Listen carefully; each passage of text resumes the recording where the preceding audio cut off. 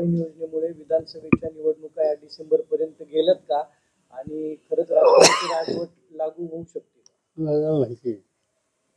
अरे हे निवडणूक आयोगाला हा विचारायचा प्रश्न आहे. आम्ही काय चर्चा चालू आहे आमच्या म्हणण्याप्रमाणे लोकसभेच्या आपल्या 15 ऑगस्ट प्रधानमंत्र्यांनी जे भाषण केलं लाल किल्ल्यावर, त्याच्यामध्ये वन नेशन वन इलेक्शन ही कल्पना त्यांनी मांडली. त्याचा अर्थ एकाच वेळेस सगळ्या निवडणुका व्हाव्यात ह्याचा आग्रह प्रधानमंत्र्यांचा होता.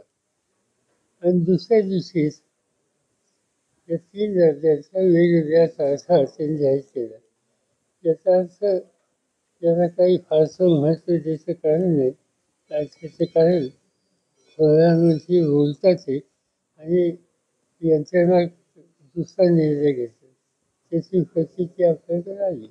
7-8 वेळा बारामती लढलो, आता बारामतीमध्ये रस नाही असं पुण्यात 2 दिवसांपूर्वी त्यांनी म्हटलं. असं आहे की प्रत्येक व्यक्ती जे सार्वजनिक जीवनात राजकारणात आहेत, निवडणुकीला सामोरं जाण्याची भूमिका त्यांनी बजावलेली असते. त्याला आपला निर्णय घ्यायचा अधिकार आहे. त्यांना जिथं अनुकूल वातावरण वाटत असेल तिथं जनतेने करतात. आता यांच्या मनात नक्की काय मला माहिती आहे.